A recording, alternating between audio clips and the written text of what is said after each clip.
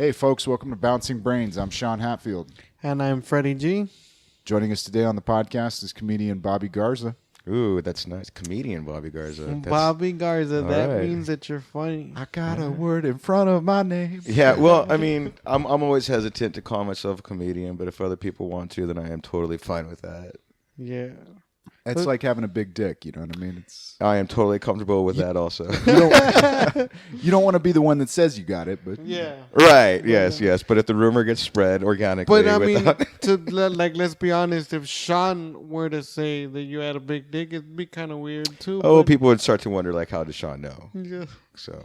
yeah, that would be a tough one for Bobby because he wouldn't know whether to be like, thanks, man, or like, dude, why? I thought we were never going to talk about that again. Why are you making this awkward? That one time. Exactly. There's some nice shoes, man. Sorry. They are. Those are No, nice. I'm talking about yours, mine. bro. I'm looking at you. This is kind of like grass is always greener, man. Oh, yeah.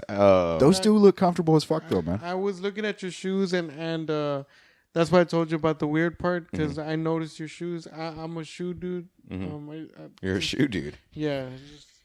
I see what you mean.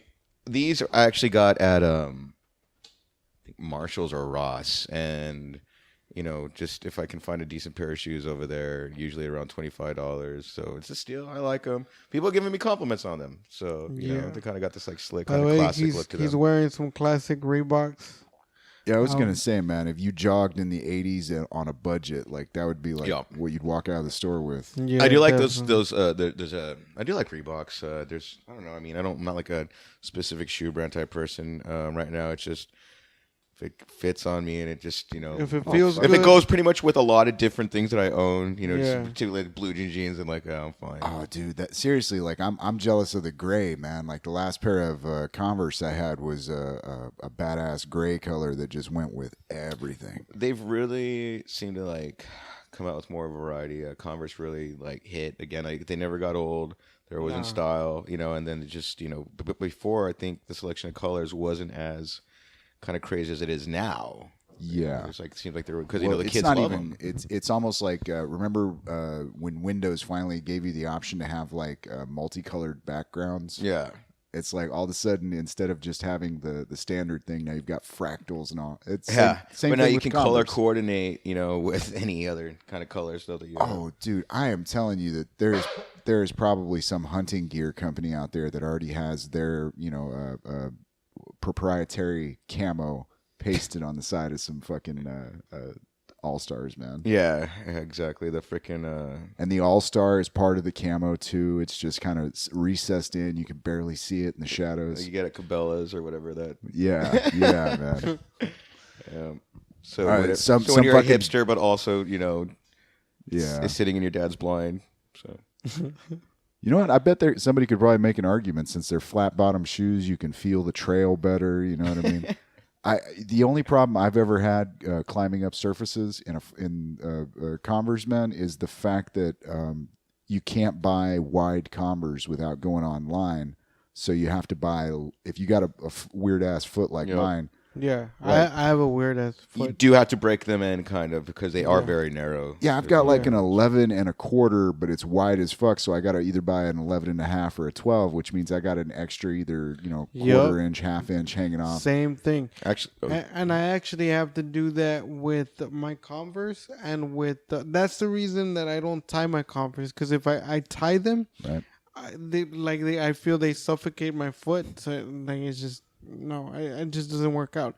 I disagree though on the walking and on the climbing. Mm-hmm. I cannot walk like for a long period in Converse because that shit will kill. Like it. yeah. And the only reason I have them is because I wear a lot of Dickies. So Right. it's like that's what I match them with the most, and my Air Forces. And honestly, those are the only two kinds of shoes that I wear. I either wear Air Forces or Converse. So. Yeah, but the Converse are very light on the shock absorption. Yeah. What about these though? Actually, my dog pissed on one of them accidentally. So I actually put them in the washing machine, and this is actually the first time I ever actually washed shoes just by throwing them in the washing machine. Took the laces out. That's advised. Oh yeah, that's crucial. And then basically, kind of just wash everything separate. And it actually came out really well. Like the dryer and everything. I was like, oh, they actually kind of was brand new. This was like new. So yeah, I've done a couple. The only risk that you run when you throw shoes in the washer is if the actual water seeps in to the middle of your the fuck is that called? This shit. What is this? The sole? The sole. Yeah. Like, and you don't sun dry it. Mm-hmm. You're stuck with that squeaking noise, and it sounds like you have duck shoes. Yeah. Like and like you're literally everywhere you go, like, and it doesn't go away. Well, I must have It done. happened to one of my pairs of shoes. I must have done something right because I got no duck shoes. But it's just in my apartment complex. There is a sign that says like no sneakers. So I just got to make sure I do it late at night because I mean. Oh no, there's a trick to that, man. You do it with your towels. Oh, Yeah. I put them around a towel or something. We just put the towels in there with the shoes, so like Yeah. there's still some thumping, but it's almost like. But it I silences see. it. Okay, yeah, because Sean it knows. was kind of a little loud. Yeah, you're right. Yeah, you put them around with the towels and everything. That was an interesting conversation about just shoes. Shoes. Very interesting. So you both actually had a set. Y'all had a show yesterday. I called Sean and I meant to go. Mm-hmm. I'm gonna sound like a bitch right now just by saying I meant to go because I'm pretty sure you hear that shit all the time. But I've been having a shitload of car trouble, and I'm not ashamed to say that. Okay. I hear Like you, man. even now, that truck that you see out there, that's not mine. That's my grandma's truck. My car is literally broken down right now as we speak at my dad's house. So and then Sean told me, "Don't worry about it, man. Like I'll swing by before I hit the theater, pick you up, whatever." When he in the middle of all of that, I was trying to come back home, and I was actually stranded. So I was waiting for somebody to go pick me up. So I had to wait for them, and then I didn't want to make him wait because I didn't want to make him be late and all of that. I hear you. So I just told him, "Hey, No, it's Sean, all you know right. what?" So it's okay. I mean, I don't expect like everybody to go to the shows all the time. I try to make as many as I can. Yeah. But if I miss one of your performances, I mean, I get it, man. Like it's just sometimes we just can't make it out. So yeah, dude. But if I'm performing and you want to get over there, I can pick you up, man. Actually, I live really close by. Really? And I know that since you tend to not like stick around like that long because everybody's just getting all fucked up and drinking and stuff. No. It'd be awesome to be like, oh, I got to go home because I got Yeah. to take fucking Freddy, and it'll keep me sort of centered and maybe not necessarily so, because I.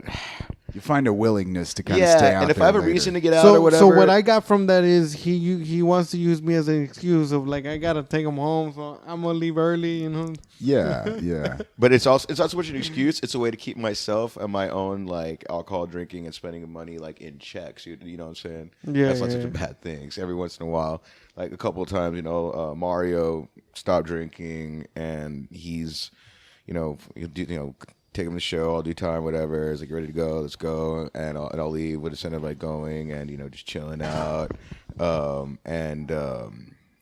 basically, it's nice just to get out of like that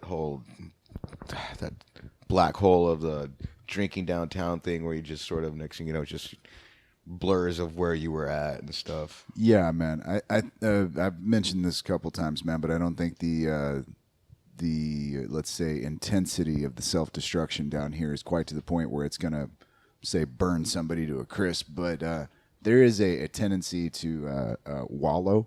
Yeah, is that the right word? Yeah, man. I'll get real close to the stove, man. I'll put my hand as close as possible to that. I mean, I write a very fine line, but also. Don't get me wrong. We all know where the lighter fluid is. Yeah. Exactly. But sometimes you just stare at it and be like, Lighter you know fluid? what Is that what the kids are calling it these days? Yeah. No, my self-destruction comes like in bits and pieces. It's not just one big meltdown. It's part of being functional, drinker, party, and stuff, and being able to kind of like still fulfill your professional obligations, and still maintain. Because the truth is, I only worry about myself and my dogs. Of course, I want to, have my family worry about me, but I don't have kids. I'm, currently single by choice. I like the way he just made sure a bold line there. Yeah, but that's the By thing. choice. You laid that out like a well thought out Tinder profile. But by choice, but looking. So. But yeah. So no, but it's cool, man. And I was just fucking with you when I said that. But it would be cool. Like, I actually have another friend that I used to drink with. Like, we were both alcoholics together. But I've known this dude for over 25 years, right? So, my point is that I got sober first. Out of all my friends, I was the first one that got sober, right? So I've been sober for about seven years and some change. Congratulations, man. And he got sober, and he's been sober for like 3 years now. Yeah, that's good, man. So now, going back to how I'm relating it to you is, like, we'll go out and we'll go to bars, we'll go someplace or whatever, but we won't drink. And now his brother still drinks, but he likes to go with us because he kind of does the same right. thing we do. It's easier to keep it in check and say when everybody's going hard. Because he's like, hey man, well I got a ride or whatever, so I need to go with them. So like I gotta go. It's getting late, so So I don't mind, man. So if you ever do want to like go somewhere or go to a show, if you don't mind picking me up, because I got this fucking car trouble, man. Ask me, are you going to the show? Let me know, man. Especially because when the school year starts again, I won't be able to stay out. I tend to, the summer is I don't even want to. It's pretty ridiculous. We don't have to talk about the trauma, Bobby. My self-inflicted trauma. Yeah. But no, man, yeah. Let me know, man. See, ask you go to the show, pick me up, might bring you back. And for the record, the only reason that I really don't stay late after the shows is because the next day I wake up at 5 a.m. Yeah. Every fucking if the shows were on a Saturday or even a fucking Friday, I'd be there to 2, 3 in the morning because I mean I can do that, but to stay out late, come home, shower, and then fucking sleep for 4 or 5 hours and then get up, it's like fuck. Well, after shows can be like a pretty neat time because you can kind of like discuss the show, you can kind of like maybe talk with people that really really enjoyed it. Well, I don't know, really enjoyed it, but people who you just have like they enjoyed it, Bobby. And then sometimes the out of town comics, the headliners are some of them are like really sweet. Well, that's what I really like. I mean, the comics that have come down have always been, for the most part, I'd say like 99% of the time, extremely nice and open people that are willing to talk. So it's really nice when they'll give you some advice or share their own personal experiences, stuff like that. And it's really neat getting to meet touring comics and seeing just how just decent they are as people, even if sometimes on the stage they come across sometimes as a have a certain personality or whatever, but then they're like super nice or something, so. Yeah. And it's funny that you say that, man, because I feel the same way. I actually just had this conversation with one of my coworkers, because for some reason, like in my coworkers, they feel like, some of them, not all of them, but they feel just because like I do this comedy thing, like that I'm funny like all the time, you know what I mean? And like I've told them, and I don't know if they take it as a joke or whatnot, but I've told them, it's like, dude, just because I do this, it doesn't mean that I have to be funny here in the office or whatever. Because I've said some shit, and I've said some shit that I'm being real sarcastic, and they look at me and they literally say it like this. Is that a joke? No, they're like, that wasn't funny. Oh, okay. Fucker, it wasn't meant to be funny. Exactly. I was just being sarcastic. And he's like, oh, because this is what pissed me off when they say, that wasn't funny. Don't use it on stage. Motherfucker. Yeah, exactly. I was like, I don't use it on stage. Yeah. Well, I think of it like this, man. I've known a couple of semi-professional dancers, and I don't mean strippers, Bob. Well, I mean, yeah, I've known them too. But no, I've known a couple semi-professional dancers, and it's let me hang around a few of that community, and it's like this: the dancers that dance in public are usually the ones that aren't getting hired by anybody to dance for money. Exactly. Good point. Yeah, so they actually So they'll tell me shit like that or whatever, and I don't like it. It doesn't really bother me because I mean I figured it comes with the territory. So my point to that whole example is that going back to what you're saying, some people are funny on stage. And some people are not funny off stage. They're like not funny at all. Oh yeah. And then you have some people that are just fucking naturally funny. Yes. They're funny on stage. They're funny when they're talking to you. And they're funny off stage when you're on the road with them. And they're funny just in a regular conversation. Well, here's the other thing, man. Occasionally you get motherfuckers that are funny for their own. Like, once they get off stage, they're not trying to make other people laugh. They're doing shit that's hilarious to them. Right. But it could be deadpan as fuck to you. Like, you get caught in, like, some Andy Kaufman bit, and all of a sudden it's like, okay, I'm going to step the fuck away from this dude. Well, I think, to be, to go on stage and make people laugh requires a sense of, like, at least what you think is funny.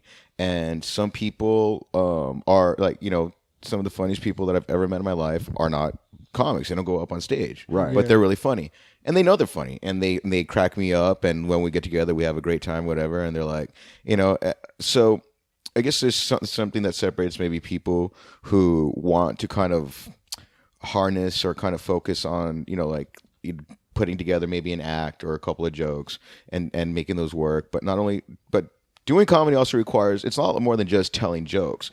There's stagecraft. There's, how you speak, your inflections, holding the microphone, eye contact with the audience. Are you standing where they can see you in the light, or did you walk out of the spotlight? And people are just looking at like a silhouette, Am I the only one that's glad that Cena has finally standardized their light setup? It's nice, but it still hits me right in the eyes. So like last night, at least you know where the cone is now. Yeah, yes, you can stand in the spotlight and make sure they see you. So because I've seen, know exactly what you're talking about. Hectic. So there's a lot to doing comedy that maybe a lot of people don't take into consideration. So. And because people are naturally funny, and maybe humor is almost like a required thing that people need to have in order to get along with other human beings. You don't even need to be funny, but you can still laugh at things that are funny. And if somebody's making you laugh and you're laughing and they're laughing, even though like maybe you weren't the funny one, but you still appreciate what's going on there, you've created like a bond. And so just kind of helps us get by in society. I was listening to a conversation a while back, and somebody was talking about the idea of the funny guy in the office. And it's like, look, he's not the best at his job. He's not. Right. But you want him there every day. Yeah. If we were. Yeah. It's like, okay. Can you do this? No. Can you do this? No. Are you funny? Okay, fuck it. We'll keep you around. You see, that's the presence kind of like lightens the mood, and so I see exactly what you're talking about. And so because humor is a part of our everyday lives, and because people are naturally funny and make their friends laugh, there's a lot of maybe like a conceptualization of what it is to be a comic or to go on stage if you've never done it before. And people, because they're the funny person, or they have a funny uncle or a funny friend who they think is funnier than any of the comics they've ever seen, they sort of maybe downplay it or think it's easier, or people are just so quick and easy to criticize what they think is comedy or what isn't. Well, this kind of goes to what I was bringing up on Tuesday with Annalise and Damien, which is the idea of the deconstructive elements of certain people's appreciation of art. Mm-hmm. And all right, for a certain example, I'm not a fan of, say, most postmodernist art because it's too simplified. Like, I like the fact that there's aspects of certain styles that are intertwined, and you know what I mean? Yeah. But as far as comedy goes, like actually contextualizing and being able to break down what is the difference between standing in front of a group of strangers completely. I mean, this is an alien aspect, because I mean, the only time in say biological necessity that someone would stand in front of the tribe is either they're telling a story, usually because they want to prove a point, or they're trying to entertain people. You know what I mean? Yeah. Well, hey man, maybe that's the guy that could stand in front of the fire and like make it through a long night. I mean, Or like being like the, like the servant in the role or the jester or the fool, and the king loves you, but if you start making him laugh or piss him off, he's gonna fucking cut your head off. Are we fulfilling a biological necessity? Is this? It's just, I think some people just get thrown into jobs sometimes that it's like, I completely find agree. themselves in places. I completely agree with that. I think that there's people that they do not. There's people that are not. That were not meant to be comics, but it was just something that they stumbled upon, and that they tried, and that they felt that they could do, and they built a craft. I actually was watching a podcast yesterday or today, I don't remember, with Bobby Lee, and he says that he never felt funny. Like, he's like, I never felt that. It was just one of those things. I got on stage, I said a couple of things, some people laughed, and that was that. And then other people came up to me and they was like, dude, you're funny, you should try this. So I was like, all right, fuck it, I was already there, so I tried it. And he basically just went along with it. So eventually he was like, hey, I could. He actually fit somewhere. Yeah. And then he was like, hey, I could maybe make money like this. So he says it himself. Like, I felt that it was something that I stumbled upon. Which is to bring me to my point is, like, it's fine. But I just feel that if it's not something that you actually love. It's something that you still, like you said, Bobby, like, you may get on stage, but you might not enjoy it. So it may not be pleasable to you. I mean, yeah, maybe the money's fine, but yeah. Well, the thing is, in order to be good, is you just have to go and do it. So if something's compelling you every time, even if the majority of your performances up to a certain point are maybe not as good, or maybe bombing, or not as good as you want it to be, and it is legitimately. Well, there's a couple of ways you can go about it, right? How I think you internalize it. It can be in the moment where, you can be. You can even approach it two ways simultaneously. One way is just like, this is an epic fail right now. I just like living it and just sitting in your stink, but also enjoying it, and just being like, yes, or and just kind of like reveling in that and learning how to bomb gracefully, but simultaneously there can be this other side of you in the back of your head. It's just like, damn it, I really thought that was a good bit. I really thought that was funny. Like, what am I missing here? Because I think, and it might not even be that the bit isn't funny, or maybe you just need to work on maybe just switching one turn of phrase or another is like what makes all the difference, right? But you don't know, because you do it over and over again. Okay, until something lands. I was going to bring up another point to go back to, like, the whole idea of comics that perform comedy but are not necessarily fans of the art form, or necessarily fans of the act of performing.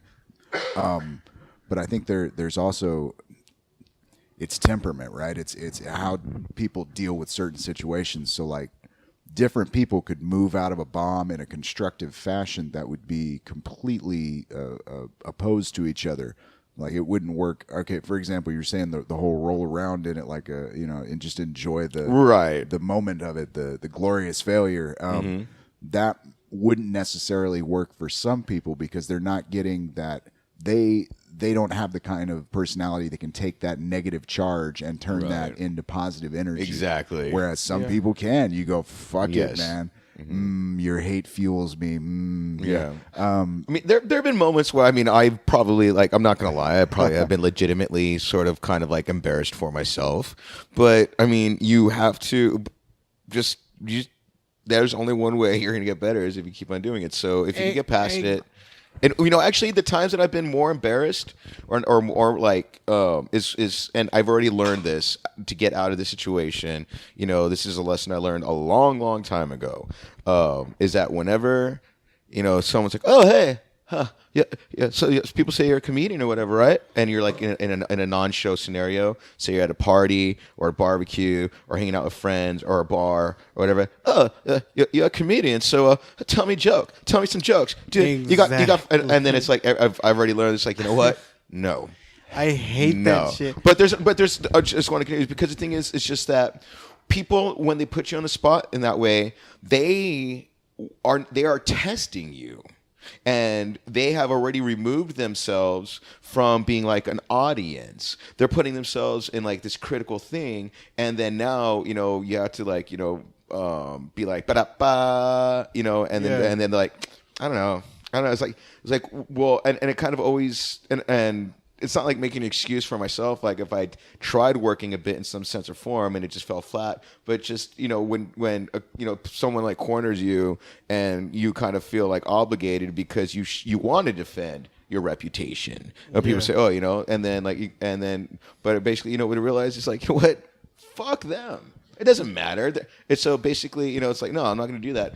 We can have a conversation. We can talk, and maybe, we can end this conversation. Like I guarantee you, like if we're just talking, hanging out, I will make you laugh. Right. Just in the course of it, just like anybody else could. They might make me laugh. Let's just have a conversation. And I realized also, whenever talking about comedians coming down, I've also learned the lesson is just like, don't try a bit on them and don't ask them for advice about like a specific joke. Ask them advice about craft, but not advice about this joke or this thing. Or don't try to like, oh, I got this fucking awesome joke. I can't wait if I'm going to tell this joke to this fucking touring comic. They're going to love it. And then they just kind of you say it and I'm like, oh shit, you know what? I'm not even treating them like a person. Right? I'm just not as a human being, which is the flip side of the same thing when someone says, tell me a joke. Because, and so it's like you're no longer treating me as a human being either. Even the way an audience treats somebody who's on stage as a human being and giving the opportunity, these people are just trying to look for the chinks in your armor because for whatever reason. If they really wanted to hear a joke, then you're going to come to one of my shows.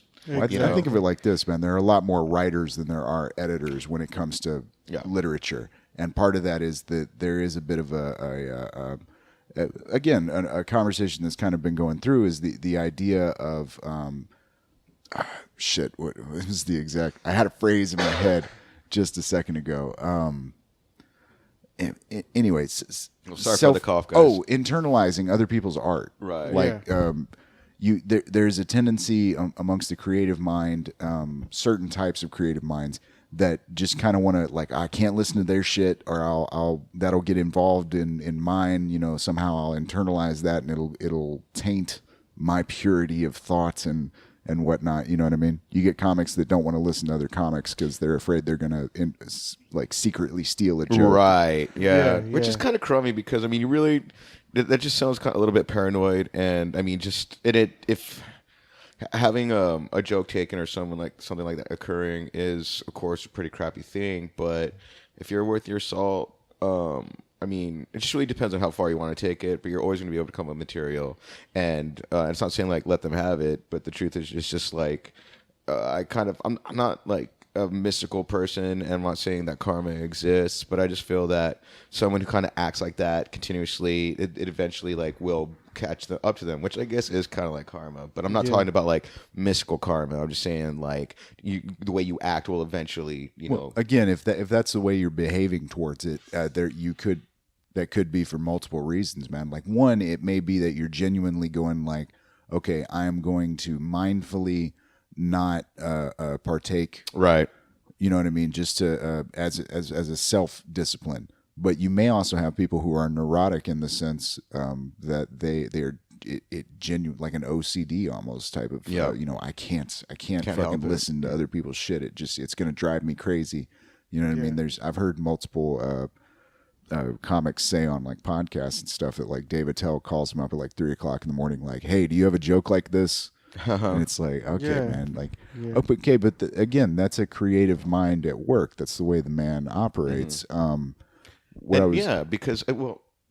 just the premise is there's a lot of universal premises, but then like and that's what makes I think individual comics, worth listening to, because they'll take maybe a universal premise that that people relate to, that other comics have a lot of jokes about, but if you can turn it into your own voice and something that people can relate to you through that, and it's not necessarily, it might not even be the most original thing, but it's still yours, and it's still like, when I say original, because you're using a kind of like maybe even a stock premise. And this is exactly, y'all made like some really good points that I wanted to touch on, and just to touch on that one real quick, it's a universal premise. There's a lot. Comedy's been around for years. years. So let's be honest. In comedy, there's nothing that has not been talked about. But what makes it unique is when you, Sean, Bobby, myself, you give your unique perspective on Right. the subject. And I can't even go as far as giving you examples. There's a lot of sex jokes. But I don't fuck like you do. You don't fuck like Sean does. You know what I'm saying? So people see, and this is a regular conversation, and you laughed. Why did you make it laugh? Because it's relatable. Right. Even though it's something that Everybody we don't, talks about. exactly, You know, but we don't experience it the same way. So what makes it funny is people want to know your unique perspective on that certain subject, which leads me to my other point and that's why the best advice that I give when I'm asked, I actually had this conversation with John because Right. he was telling me, he was telling me a lot of things, but basically the gist of it is that I told him, people, when you go on stage, the biggest mistake that I feel that we make, because I've made that mistake too, is when you try to be funny. Mm-hmm. Don't try to be funny. When you try to be really hard to be really funny, it tends to backfire. I told him, what you need to focus on is focus on being yourself. Focus on being yourself and deliver honesty. And I guarantee you 110%, when you deliver honesty on stage, the crowd will appreciate that more than when you try to make some shit up. Well, okay, we all know there's a massive difference between that moment in a conversation where you naturally, your brain just puts something together that everybody starts laughing and you almost don't expect the laughter. It's like you didn't see the joke. That's just the way your mind put it together. Exactly. And the difference between that and a situation where you go, oh shit, this conversation's kind of stale. Better say something funny. Yeah. And I've been in that situation. I mean, I'll admit that, using the phrase trying to be funny, it strikes me because I feel that in a way when we're up there, we are trying to be funny, but I know what you mean about the natural and the honesty and like being yourself. And when you're trying to be funny, it's almost like it's fraud, it's like fraudulent. Exactly. Yeah. And so, just as long as you're yourself, instead of trying to maybe be something else what you think people will think is funny. But also, like what Sean just said, I've been in those situations where essentially I was trying to be funny, legitimately, right? And like in what you're talking about, like the kind of almost like the grandiose kind of like bigger kind of like Well, dude, one of the most clownish type thing. I was gonna say one of the most off-putting feelings is being on stage. You're literally telling jokes where you should be funny, and you get that feeling of like, oh shit, I better say something funny. It's like, wait, I was already trying to say something funny. Yeah. But there's been times where I've basically, and I'll call myself out for it, right? Because you learn as you go. That was gonna be my biggest point. That going back to what you were saying, Bobby, about bombing and stuff. When I first started, that was my biggest fear. I was like, what if I go up there and I bomb? But I learned as I continued to do this shit, your biggest learning point is not when you go on stage and you kill it. Because you don't learn anything. Right. You just know, all you know is that set works. Is all you know. It's when you bomb that you're like, oh shit, like this didn't work because of this. It's when you come back and then you look over your material and you're like, why doesn't it work? And you figure it out. Right. Your bombing points is what teaches you your biggest lessons. Right. Is what I'm trying to say. Yeah. The other thing that I wanted to say, when what you said earlier about people trying to say that that you're a comic, you're supposed to be funny on the spot. It's like, because they've done that to me, and I'm pretty sure we've all experienced the same shit, and I hate that shit, bro. I've actually had somebody come up to me and say, so you're a comedian, right? You're a comedian? Can you tell me a joke? It's like, fucker, nobody goes up to a hooker and is like, so you're a hooker, right? Suck my dick. Well, wait. Well, maybe they do. But and to be fair, man, I have had moments where like I've been places with my friends and they've had a couple drinks and they'll drop like, "Hey, man, this guy's a stand-up comedian." It's like, yeah, and then somebody will drop the, "Hey, man, tell a joke," and I'll be in the right mood and I'll just go, "Fuck it," and I'll drop a bit. You know what I mean? A good like 3 or 4 minute chunk of shit. It's usually something like I'm working on, like something where I'm like, ooh, I like this one. You know what I mean? And the one that works, it's like the whole thing about like, you know what I mean? As long as there's two people in the audience, exactly. we're doing this, motherfucker. Yeah, exactly. And going to piggyback off of what you said, and there's comics that solely work like that. Like that's how they test their material. And one that jumps at me is, maybe because I've been listening to him real often, is Joe Rogan. Joe Rogan says that he needs that social activity because a lot of the times that's how he tests his material.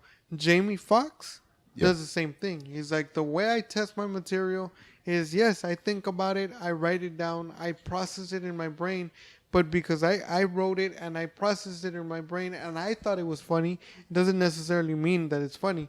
So what he does in social events, and it's not like he stands up there and is like, all right, ready? Right, exactly. No, he has a regular conversation with regular people and he figures out a way to throw his premise, wait, and throw the punchline without them knowing. Right. You know you see, now, I want to like touch on a couple of things you guys are saying, and what you're talking about, Freddy, and what I just want to add to that is like it's the organic process of doing that. So when someone puts you on the spot, says, "Tell me a joke," they're not allowing it to appear like that organic thing, which is actually part of what we do as comics, is making the entertainment aspect of it. I think being you covered an it organic looking. When you first brought it up, was they have already, most people when they're doing that, there are some people that they're genuine. They're just, they're gleeful ignorance. They're just like, "Oh my God, you tell jokes? Tell me a joke." Like it's like, what I was going to say was the people that are putting themselves in that mode of the critic, where they're automatically off the bat. Because I mean, part of the whole comedy thing is the audience has to trust you. You know what I mean? I mean, I've done bits on people without even telling them that I'm doing a bit, or without having them say, "Tell me a joke." I've like basically what you just talked about. Yeah, I've done it like a lot, and I still do it now, because if the bit can come up naturally in conversation and you can do it organically and make it appear as if and they laugh, that means you have something really, really good. Right.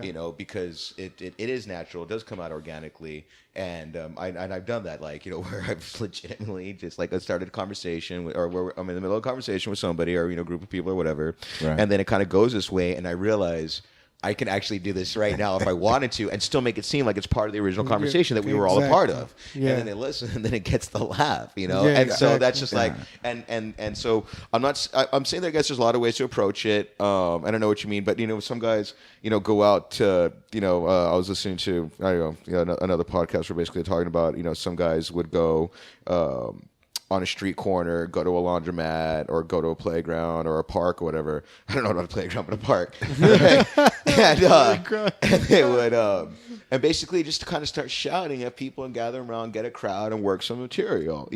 My understanding is the guy that that influenced Dave Chappelle the most was a dude that would do public. What is it? What's the word I'm looking for? Like basically just gatherings, just gather people. Like, he would literally do it impromptu in parks performances and corners, Yeah. and he would just carry this loud ass speaker. It was one speaker, one mic. He would hook. Well, some people don't even use a speaker or a microphone. Yeah. They just shout. So basically, just part of, I think, doing the art of comedy part of our tools is a microphone. But also, I've had microphones short on me where I've had it like in a small room, and I just shout at the crowd and just tell them I act like that. Yeah. And that was like, pretty awesome experience because it went really well. And it makes you feel good. Like, I can do comedy without a microphone, There is evidence to prove that forceful speech, like rah, at the top of your lungs and shit, that people listen. Yeah, well, that sets off not just that in you as a performer. That sets off your adrenal glands. So I see that. Yeah, you're keying yourself up at that point, man. Yeah, but still, so I think what kind of we're talking about is just like the organic nature of like appearing organic, being organic and natural, while at the same time being actively aware of what we're doing and trying to still make it seem like as if we're not. Exactly. You know. Well, that's what I was going to say as far as people that don't want to be critical, that don't want to be editorial on other people's work, is that self-critical aspect is so taxing on some people, even people that are very creative. I mean, even though the critical aspect is necessary for creative work, and people that are very creative and are very self-critical, that criticalness is so stressful for them that they would rather not. They realize how taxing it would be to look at somebody else's work in a very objective and productive way. Well, dude, I shy the fuck away when somebody goes, "Hey man, can you look at this?" I'm like, right, yeah, I know. Pause that right there. That's a very good point, and I'm gonna poke at it. What's up? What the fuck I do? Why? My question is simple. Why do I shy away from looking at other people's material? For that exact same reason. I find that while I can be productively critical of not only my own work but of other people's work, it is taxing to do so for me. And I guess on some level, man, like even within my own work, I find if something is not necessarily if it's not a joke that I don't think is funny, but if it's a joke that's just not sparking more creativity in it. Because, you do like a joke and you're like, okay, I know that the longer I sit on this, the more thoughts I'm going to have that are going to make this funnier. And that kind of joke makes you want to get into the creative aspect. You want to there's more. There's something else. Like you hit like a wall with this joke, but you know that there's another place where you can take it. You just haven't seen that ray of light. You heard that phrase, fail faster? Yeah, I've heard that. So okay, it's the fail whole faster so you can fix it. Yeah. You basically throw out as many dumb ideas as possible, but under the assumption that your first ideas are probably going to be ignorant anyway. But my question, you haven't answered my question. What I was getting to that, what I was saying was, man, I find even to be critical and editorial of my own work requires an invested interest that I rarely find in other people's work. I have found it in other people's work. I have been editorial and critical of other people's creative stuff. So if you, let me give you an example, because you've seen my set, sure. Right? So if you were to find anything that you were like, hey, this is you thinking to yourself, hey, maybe he could work on that. Maybe if he said it different, whatever, so on and so forth. Okay. Like you wouldn't you Oh, no, that's different. Yeah, man. That's I want to saying. interject. I want to really add something here now. Have I given you notes before, Bobby? I think we've had just a few conversations about it, but what I want to talk about is that what I feel like what Sean is talking about is kind of being put on the spot for creative input on something that is for each of us kind of like an inspired and creative thing, and all of a sudden now we're being put on the spot to flex that muscle now, and that is a very taxing thing, and sometimes we're afraid of not so much afraid, but it's then you kind of you have to think, and then we're talking about comedy, seriously discussing comedy or seriously discussing a joke, and usually when we're seriously discussing comedy or something funny, it's usually not funny.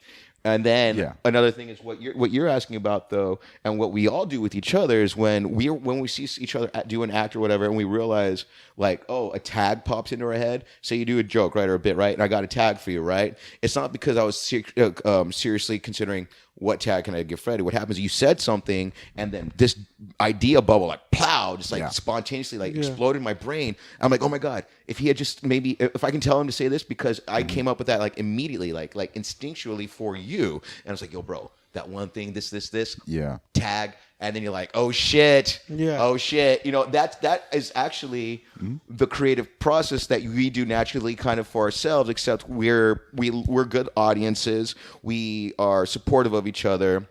And so when that thing happens, when that spark of inspiration happens in another comic's mind, and it's a tag for you, that is that process, and that's something though that is not forced or cannot be called upon, sort of when it comes to look at material, but writing sessions and stuff like that. I think what works is like, like say, when we know what we think is funny about a joke, we can explain it, because any comic should be able to tell somebody like why they think their joke is funny. Like every single joke has like I won't say like a formula, or even if the formula is irreverence, right? Just complete like insanity. Okay, like a slight caveat to that is I have worked on material where for long periods of time I was working under the assumption that I can't tell you why this is funny yet. Right. Okay. I'm still trying to figure out why this is funny. But okay, so maybe the conclusion of like, and in conclusion, this is funny because, okay, maybe not necessarily that as honed down, but at least the premise and the initial seeds of the idea are still going to be humorous and somewhat, I think maybe being able to be broken down and like being able to like explain to somebody where the idea at least is coming from, even though you might not have landed, and even if the joke is half finished or not even finished, and you still can't explain the finished part because it doesn't exist yet. You still know where it is or what it is, or at least what in your own in the realm of your own material that you've come up with so far, where it sits, what the emotional context is, like where you're trying to take the audience. Like that's always kind of messed up when you get like kind of you're going for the down note and you get a high note and you go, ooh, okay, yeah, I've unintentionally written a dark joke somehow, right? And so actually another thing we were talking about earlier was about when we try to be funny and we try to be fake, and when you do that shit right, the audience, they pick up on it, right? And then, but what happens is if you can save your ass in that moment, it's because you actually then did something natural, natural, organic as fuck that saved your ass. That's because you're funny and that's your parachute for the stupid fucking bit that you're trying to do. Yeah, so that's the only thing that's ever going to save your ass in that situation is being natural. When y'all were talking about the falseness of it, I was going to bring that up. There are comedians who make an act out of continuously that acknowledgement is part of the performance, where it's like, that I'm being fake as fuck up here. This is not how I would, once I get off this stage, this is no longer my persona. Yeah. But the fact that we're sharing this knowledge is somehow part of the show. So like they let you in a little bit. I think those work, but it's fine to do to do it like that, even if they know, because when people go to a comedy show, they know they're going there to laugh, so they have that in their head already. And if you don't, then I don't know what the fuck you're doing there. But most of them do know that they're going for that. So even if it sounds fake or whatever, or even if you tag it that way, or even if you deliver it that way, like they're already in that mindset. So when they're in that mindset, it doesn't really matter like what you do, as long as what they look for and what's going to make them laugh more or harder is when you make that relatable. Right. You know what something I'm saying? that they can agree with. But I flipped it on the other side, and I've said an exaggerated joke, and my mistake was not connecting with the audience in the way that I didn't make it relatable to them. And I got the laugh, but I got the ha-ha laugh. Not the, that they actually genuinely. I get it. Right. Well, that's, it's funny. I think that's the part, like we've talked about this before, man. There's a lot of cliche stuff that gets thrown out there as far as like, okay, you got to be genuine on stage. Well, it's not just the fact that people can sense when you're being disgenuine, as I just said. Like there are comics that use that disingenuineness as part of the performance. Yeah. But on top of that, the being genuine bit, shit, I had this worded properly in my head a second ago. This is why the long form conversations are a little harder, because it's like, because you hold on to one thought, but we keep on going. Right? Yeah. There's a lattice of information going on at some point. Yeah. What I was going to say was you have to be genuine so that you can also get a genuine response from them. So that the trust. That's what I was saying. If the audience trusts you, you're getting a proper feedback from them, so that when you're taking them into a more complicated area, a more nuanced area where you're still working on the joke and your word choice is not quite there yet, so you don't know if this is coming off mean or sarcastic, or you know what I mean. And sometimes you want it to be mean, sometimes you want it to be sarcastic, you know what I mean. Right. Sometimes you want it to be self, deferential. So it's, like, oh, I look stupid here. As long right? as you can keep the half of the audience with you, if you're going, Right. But sometimes you're trying to tiptoe down that path, and all of a sudden you realize like they're laughing at, it's like they're laughing at a joke you didn't intend to make, and now you're almost. It's like, Jesus, y'all are laughing at that. Yeah, you're monsters. Like, oh, that's what you want to hear. I know I said it, but you're fucking horrible. Yep. Yeah. So like what Freddy brought up, because when people go to a show, they expect to laugh. Yeah. But then again, they have that expectation. But some of these people never been maybe to a comedy show before, and we deal a lot with that here in the Valley. And then besides that, people have still seen comedy, yet they've seen it on television. They've seen specials. They've seen, so basically, but the thing about a special is that comics, workshop their material, and then they're getting their special taped, and there's almost like a complicit like agreement or even like that. It's just like the audience knows they're being taped. The audience now knows that they're being watched. They're self-conscious, so they're gonna laugh, and they kind of get like, so that's why, like, when we see a special, and sometimes you might be like, yeah, it's okay, it's funny, yeah, but you hear the audience like, Yeah, it's like that's because they're like, primed. They are primed. So we go to a show like Wednesdays, right? Say some people come over here and they've only seen the TV thing, and like all their favorite comics people they've seen, they're funny. Don't get me wrong; these people are hilarious. But sometimes the reaction of a crowd on a special is different than the true crowd on a comedy night. And sometimes we got first timers, people that aren't even there because they've never seen this person before. I'm gonna let our audience, and maybe y'all, if y'all didn't know about it, in on a little secret that I found out not too long ago. Did y'all know that some comics, when they film their special, the way you watch it on TV or wherever the fuck you watch it, right, is not the way the special was filmed. Oh, it's like edited. They put laughs like we're in between. But they really edited the shit out of it, meaning that there is literally laughs that they took from another other joke. shows. Oh, okay. Yeah. And then they stuck them in that special. I recently found that out. Well, I wouldn't. Yeah, that's not a new thing. It's that's. Well, I'm not saying it's new. I'm just saying it was. I didn't know. I'm really that they curious, actually like do how that. egregious, like how excessive this practice has been in certain areas. And I mean, but what I wanted to add to all this, and that's kind of messed up, right? It kind of feels like it's disappointing to think. My that's understanding was that started that had fallen away because the whole like we want to keep it honest and real, but it kind of came back in when the television comedy specials, like the late night comedy shows, Comedy Central, and all that. Right. Because you can't have that kind of programming, where it's like we're gonna have 10 minutes of content, 5 minutes of commercials.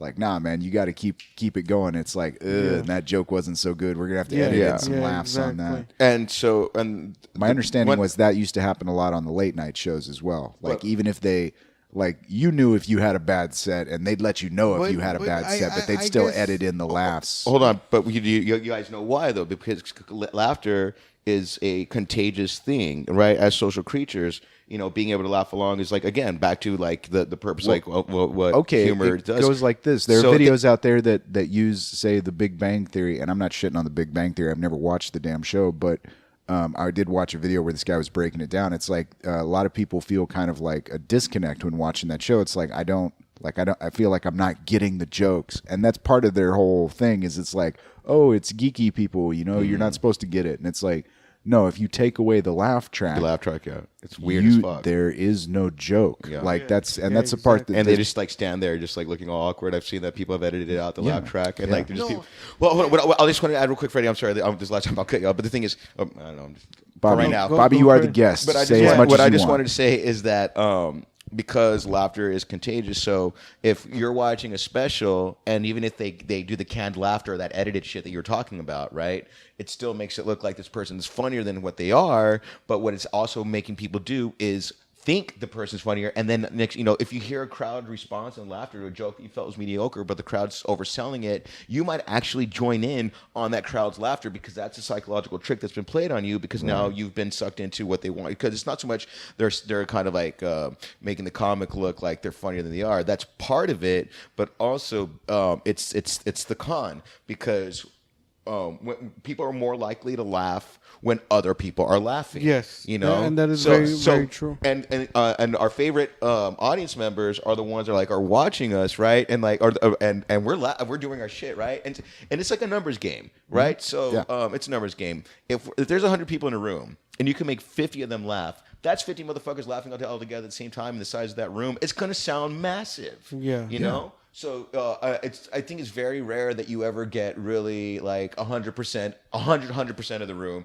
all laughing together at one time. Well, look, I think the aim for the mean shot, the thing you want to do, say 80% of the time, is make at least 50% of the crowd laugh, and don't piss off the other 50%. Exactly. Make them comfortable enough where if the other 50% is laughing, they're not like, why the fuck are they're just like, oh, I thought that wasn't funny to me, but I think a good show would be like actually kind of maybe even either keep a really high consistent ratio, or even maybe just flip-flopping on who's like the people who are laughing on certain things, and people aren't laughing at other things. But also another thing I want to say is I'm just saying keeping the aggravation level, because that we were talking about that. I forget who was talking about somebody. Oh, I think it was Carlos was talking about a dude sitting at a bar, and he had dropped a Trump joke early in the set, and for the rest of his set, this guy was just fuming on this one joke, and it's like, okay, there is that little threshold of, and especially if you have audience members who don't know how to peaceably just walk the fuck away from a situation.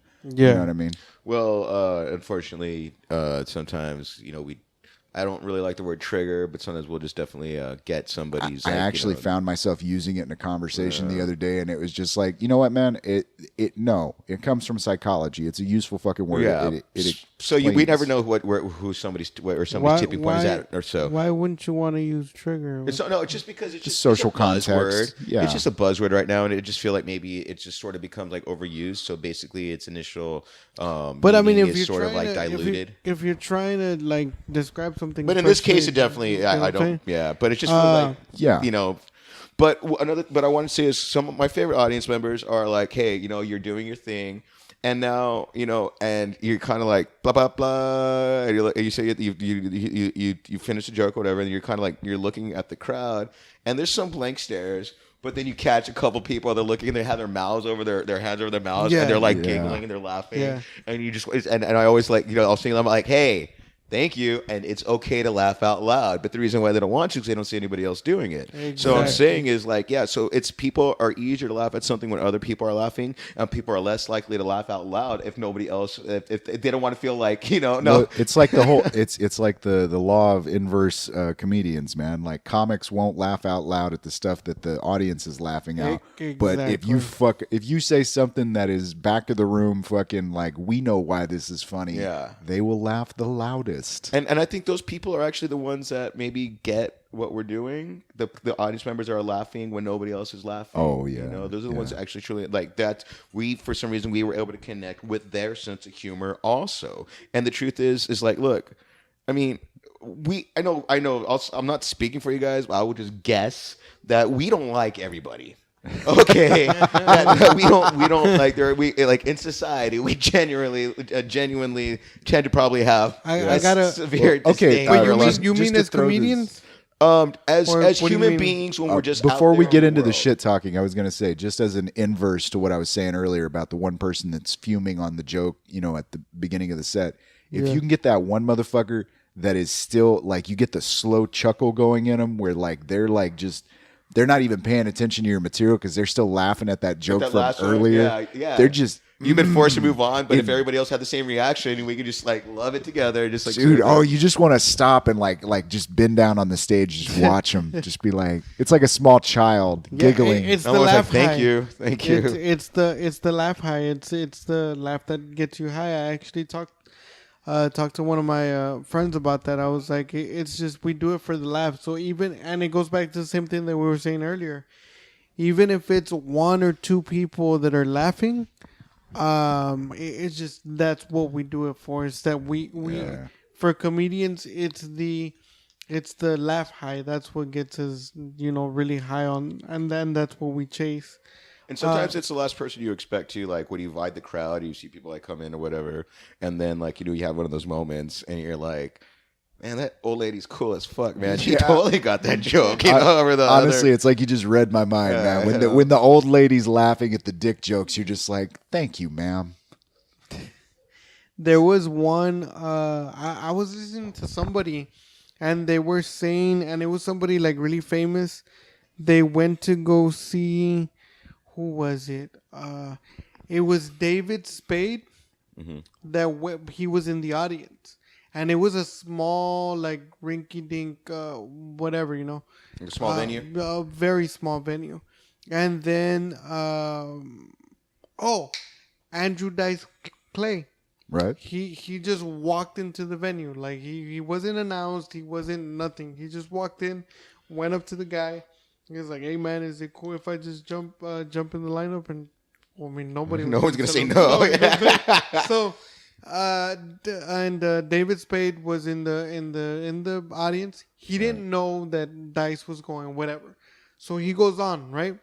And there was easily maybe 60 people in the whole venue, right? So he starts going, like, you know, and he's tagging, and no one is laughing, like no one at all, like it's quiet, right? And there was some people in the audience that didn't know who he was, right? You know what I'm saying? Always he does. He's not even really. He's not look. He doesn't have that look still. That old, like, kind of like, you know. He still kind of does, man. He like, does, he wears but he's more mature. He's got the gray in his hair now. Not flamboyant, or with the leather jacket and all that. You know, with the cigarette. Yeah. So he like he's going, right, and no one is laughing. So then. David Spade said that he was on his phone at the beginning of his set, so he was like that and whatever, and he was listening, but he was on his phone and nobody was laughing. So then he finally put his phone down or whatever, and then he started paying attention to the set. Dice continued with the set, and no one was still laughing. But then he finally started paying attention and listening. And David Spade was laughing his ass off. I'm certain it was hilarious, man. He was laughing and laughing, and he was the only one laughing. People started getting up. He says that people started getting up, and they literally were walking out. And people were actually going up to the stage. It's like, oh man, you need to go, but you need to get out of here. You're as funny as two old ladies in a commercial or some shit like that. They were telling the good old two old ladies in a commercial. Yeah, you know, the fallback. Yeah, okay. They were literally not having any, and then people started to turn around and look at David Spade like he was some kind of crazy. He's like, what is so funny? That is not. And he just stopped it because he was literally like holding his stomach, and he was like, what? It's funny. It's just, and it's like that he started literally telling people, lady, this comedy is not for everybody. And Dice actually stayed there until there was like 5 people left. And he finished his set. After that, he lit his cigarette and he just walked off stage. There's an album from, I guess, the mid 80s that I've been meaning to get a hold of for a while, but it's Dice did a bombing album where he went on stage. And I think I heard about that from him. Yeah, he recorded, I want to say it was something like 2 hours of just like him purposefully like antagonizing the crowd and just like and he was bombing. And it was another one of those situations where at the end of the show there were 5 people left in the crowd and Well, you see what's awesome is like, I mean, when somebody listens to the album, they're in on the joke, so that makes it funny, and seeing where it's going, and probably, you know, but then you know, because it's a very like meta thing to do where, you know, this isn't a bomb on purpose. The crowd listen to the silence, listen to the awkwardness. Look at how uncomfortable he's making them, and they have no idea that he's trolling them in this way. So when you listen to it later, he did this for you because he knew he already thought ahead how it was going to turn out. Yeah, right. I forgot a very important part of the story. The reason as to why supposedly to everybody else he was bombing was because all that material that he was doing, it was not written down. It was nothing that he literally got on stage and he was making up shit as he was going. Like none of it was written, nothing was performed before, and everything. David Spade said that you could tell that he was coming up with shit like on the spot. but David Spade said, what I don't understand is whether it was on the spot or not. Like that shit was hilarious. Right. I just don't understand why people were walking out or whatever. Yeah. And well, dude, I remember before Dave Chappelle started getting the deals with Netflix and all that. He would go to these fucking clubs and do like these 3-hour sets, and a lot of these comedy clubs are set up with camera systems just in case you want to record your set, or if hey, you want to film at our club? We already got cameras, all that kind of shit. And also, one thing I always found fascinating is a lot of them have monitors. So if you're sitting in the green room, you can see what's going on stage while you're back there. Yeah. You know what I mean? Which is fucking awesome.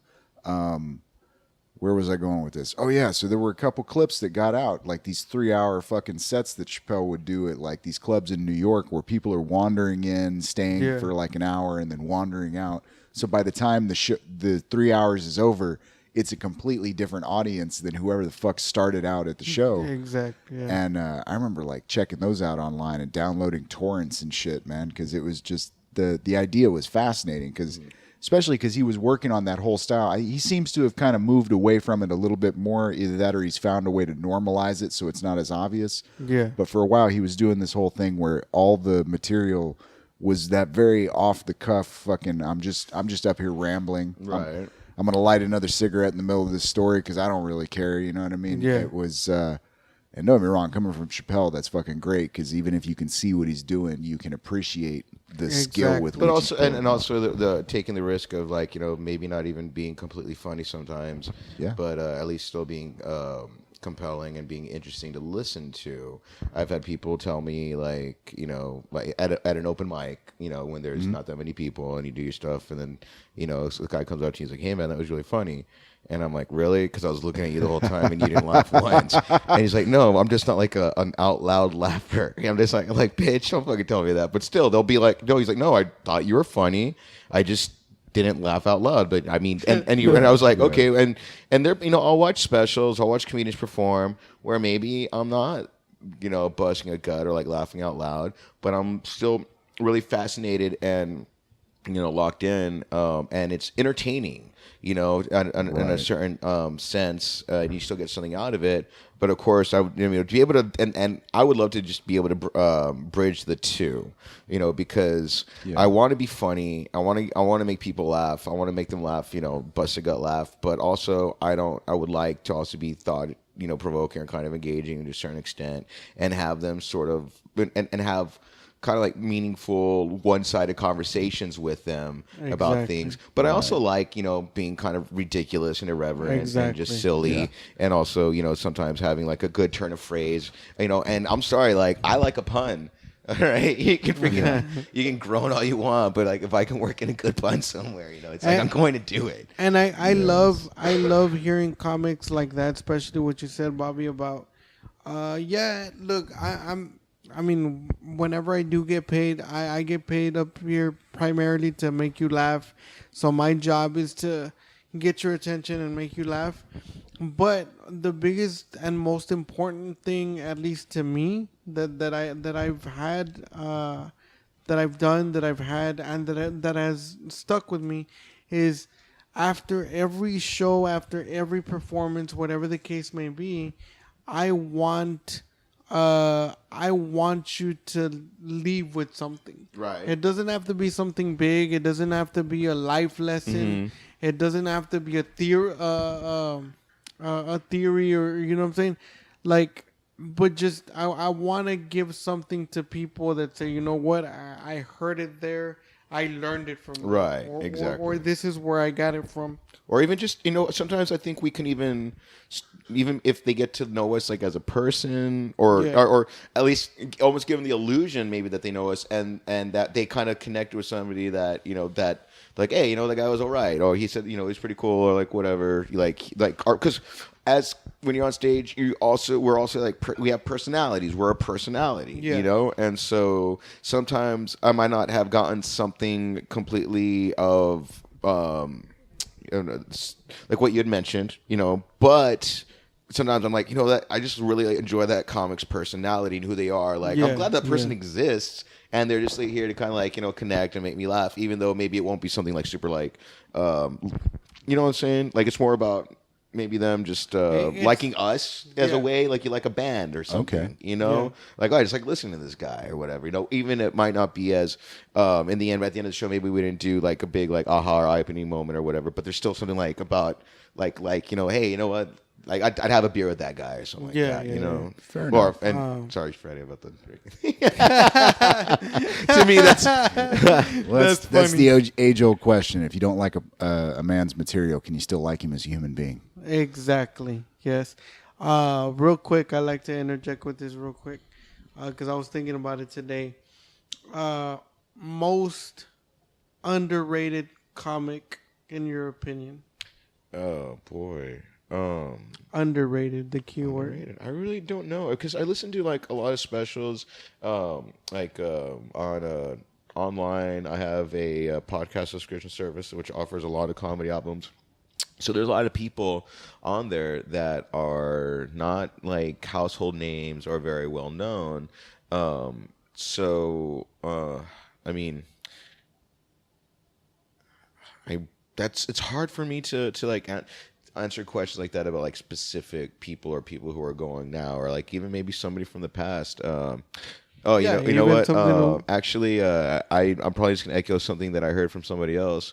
It's just that when I was a kid growing up, Sinbad specials on HBO were they killed me. They were hilarious. That guy, like, I would laugh so hard. But what I really liked is that, you know, and what I'm really glad is that for the times that we would have HBO, or you'd get that free month or whatever, you know. Yeah, the free preview. Yeah, there'd be you know, they'd have comic specials. So like the first guys that I grew up watching were like, Bill Cosby himself. You know, when I was a little kid, was legitimately before the funny. pudding pops. Yeah. I mean, it's unfortunate. You know, the guy is a piece of shit. Just really sucks to think about it. But the specials were great, man. Bill Cosby himself was great, but also like was it Robert Townsend, Damon Wayans, Sinbad, Richard Pryor, Eddie Murphy. Wait, so but like, these aren't underrated though. No, they're not. What I'm just saying, like, these are the guys that like I grew up with. Like, these are the specials, the first comics that I remember watching.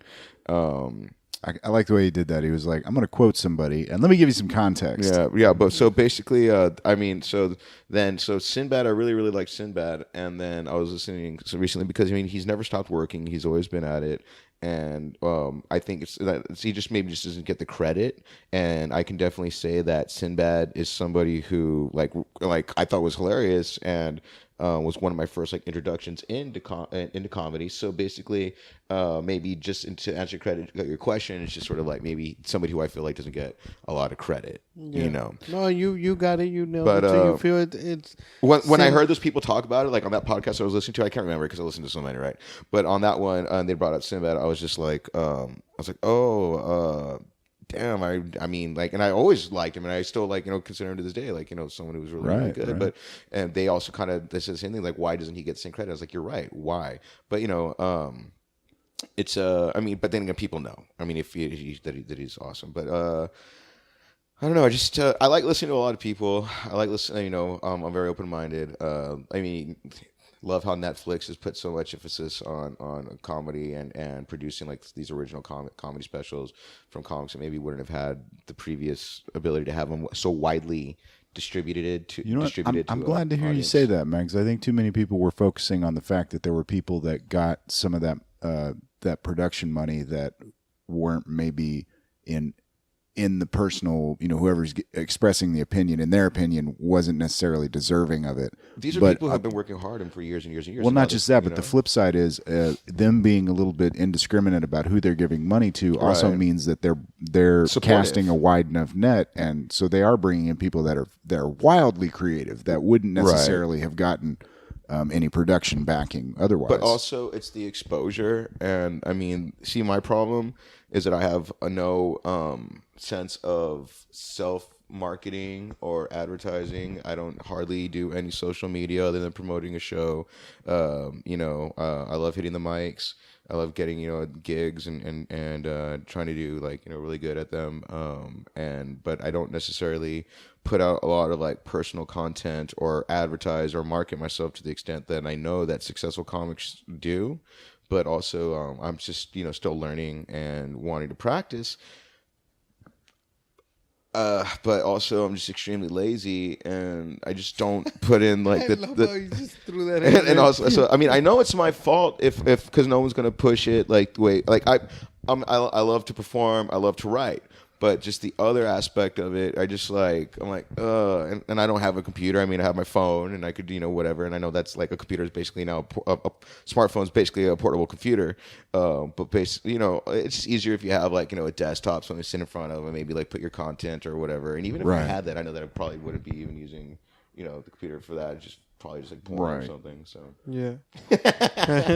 Well, again, ongoing conversation, man. The fact that to kind of do this from the ground up requires that you become a business marketing management consultant, along with a graphic designer, a sound engineer, a video production. Yeah, and so like talking about exposure, but. So, maybe having more sound clips, maybe more videos and stuff. But it's just that part of it is something that's is that something that interests you, man? My energy and my time, my focus with work is about to come, and it's really consuming. So, I mean, then again, if I really wanted to, I could, and I should have done it, this time during the summer that I had the opportunity. So I guess maybe it says a lot about me that I'm not doing it still, even though I still had an opportunity to do it. But now when school year comes around, it's pretty much gonna turn into like my self-defeating excuse, saying, oh, the reason why I didn't go out and promote myself or put myself or anything on Facebook or try to connect or network is because of work. And it's a shitty thing. It's just I'm super self-sabotaging. So I mean, I seriously should go like see a therapist and talk about this part about myself that is kind of like self-defeating, holding myself back. If I know this thing is going to help me do it and move forward in this thing as comedy and as cure, then why am I doing it? Because I'm afraid of success. Well, let me interject real quick on that, because I want to give you a piece of advice. That's cool and everything. That's cool and everything about all that shit you said was but you're wrong. Your premise was completely correct, and you suck at linguistics. Yeah. I'm just saying I struggle with as internally, and that's what I want to point out. You said it's something that this is the only thing I want to point out. What you said is awesome, but you said I want to go. Maybe it's something I need to work out. I need to go see a therapist or whatever. No. This is as far as me been talking to Sean and all of that. This is also why we created this type of thing, right? To no, get this podcast. I'm glad that I can talk about it. But I'm gonna tell you why I would not recommend not going to see a therapist, because I've been to an actual therapist, and that shit don't work. Bobby, it just it doesn't work, bro. They just take your money, and I at least me personally speaking, I just paid somebody a shitload of money to listen to my problems, but when I left, I felt the exact same way of when I came in. Well, I think part of it is like this, man. And you kind of said this the last time you were describing the whole therapy thing, man. It's somebody gets you to say all the shit out loud that you already know, right? And it's like part of that is realizing that if you can say it out loud, that's the shit you're aware of and you can work on. You know what I mean? So I was going to ask you, Bobby, to kind of twist it around instead of going like.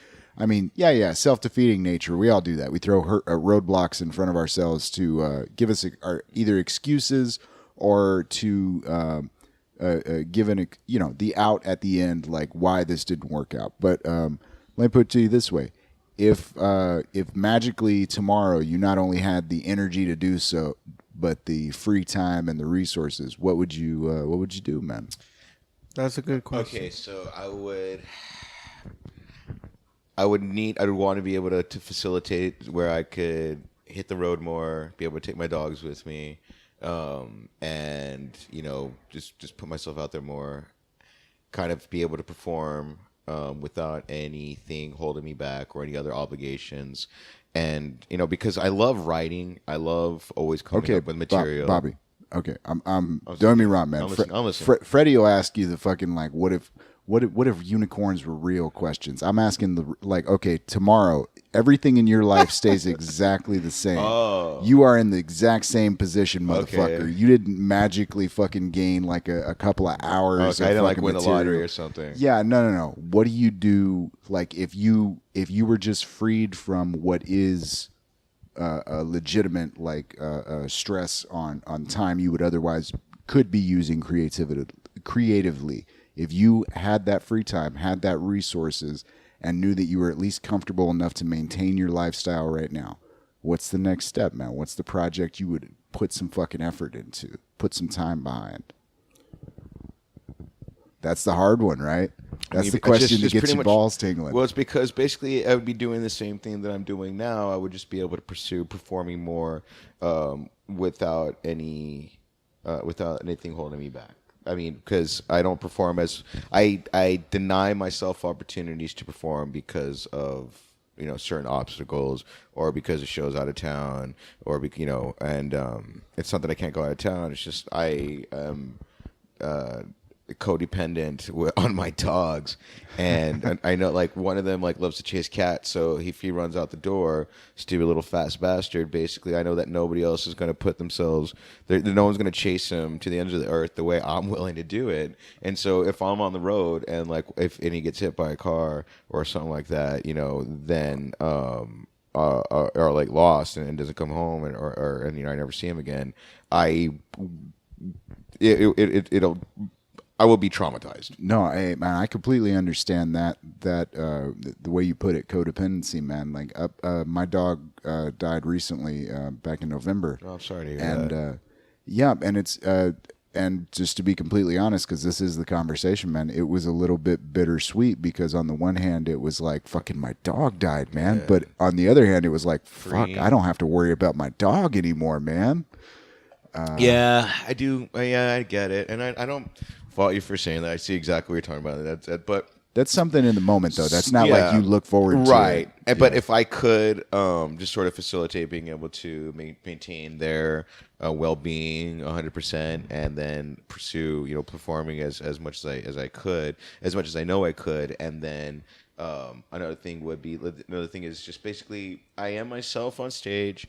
It's just that my job is also something I have to kind of like tiptoe around, or just like be afraid of like what I say or where I say it. I hope you've understood that, Matt. The only reason I keep making the jokes about you being a teacher is the fact that I think you realize that I appreciate that aspect of you, man. Like I believe that you take that shit seriously, and that is a genuine I really concern in the way that you conduct yourself. Right, and so if I don't know. I don't think I would be any different of a performer if I wasn't teaching, and I think that's because I am trying to write jokes I truly find funny my own, and yeah, it's giving me material at the ass. That's for damn sure. So you're just saying if you were freed up a little bit, it would be you'd want to concentrate on the writing. You'd want to concentrate on getting yourself on as many stages as possible. Exactly. So bare meat and potatoes, motherfucking stand-up comedy, son. Yeah, because it just feels more like natural. Okay. And just like when I feel like an affinity for something, I tend to sort of like to. I've teaching myself the guitar when I was a kid. Extending that to like the banjo. And then with that time that recently a couple years ago. 2 years ago, I did community theater, and that was a great experience because I am naturally like an attention whore, and any opportunity to be on a stage is when I say attention whore, like I'm just kind of joking because the truth is like I just really enjoy like entertaining people, no matter what it is. Like and so whenever we're in an endeavor like this that requires public performance or creativity, and there's the payoff of because we have other people that have become very successful and had great careers as a result of some kind of thing in this entertainment industry or something that that comedy is part of. Right. So basically, people.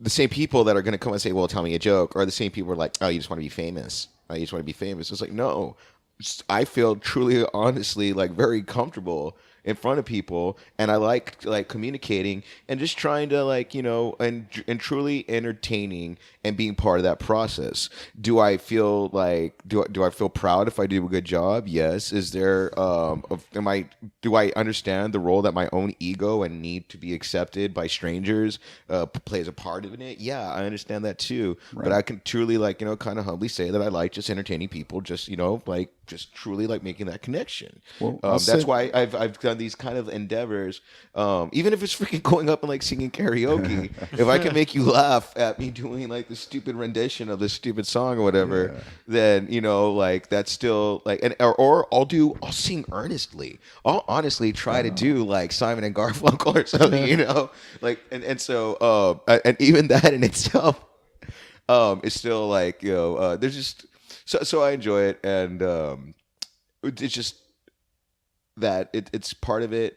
And unfortunately, I mean, not everybody gets to reach the levels, and people jump to conclusions like, oh, that we just want to break and make it big and somehow one day like be on TV and stuff like that. Like me, like personally, at this point in my life, being able to be able to live a life that has to be creative and a performance aspect would be ideal. But I know also, basically, as being a teacher for several years now, that that I don't need a lot. Mm-hmm. Like I'm not a materialistic person. And so, I mean, I don't need to be like rich and famous, but if I could somehow be able to support myself with a job that is connected to the arts or entertainment or or comedy, and something that is truly like that I that would be fine with me. That's good enough. I'm not like looking for the I think this goes back to, as you pointed out, man, you don't put a lot of stuff up on social media. You're not putting your personal business out there in any sort of disassociated way. And I think I've been around you long enough that I've had the chance to meet the few people that I've run into people that are kind of put off by the way that you are, man, because you're out there, you know what I mean? Like you're participating in the thing, you know what I mean? Got my attention. Yeah. And I think it's a misunderstanding of where your intent kind of lies, because like people can kind of see that in people that are like yourself that are actively going like, okay, we can make this more active. We can get this more involved. You know what I mean? We can do something here. Like you said, you're the kind of guy that'll get up on stage and sing karaoke, or like, you know what I mean? Like I've seen you fidgeting in a bar somewhere. Like I can almost see the wheels turning, going like, how can we get this party started? Yeah. And but I've always sensed it's a genuineness from you, where it's like that's what it is. It's not a like, pay attention to me, I need you to be looking at me. It's like, no, we could be having more fun. It's like a little kid going like, can I go play now? Yeah, but it's always like back and forth. It's always like including like people in on what's going on, and I don't believe I've ever seen you participate in social ostracization. Is that the right word? Ostracization. You got somebody else? Yeah, like I've never seen you crowd someone out of a conversation. I've never seen you. No, I'll get anybody involved. No, because I wouldn't want to be that person either. Yeah.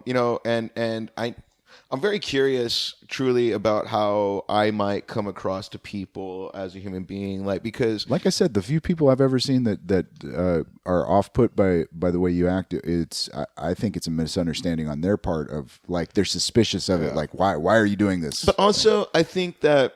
I know that just me personally, I'm not everybody's kind of like cup of tea, because and I get it. I know that there's some inherent things about me that some people might find unlikable or like Bobby, let's throw it out there right off the bat. You can be a dick.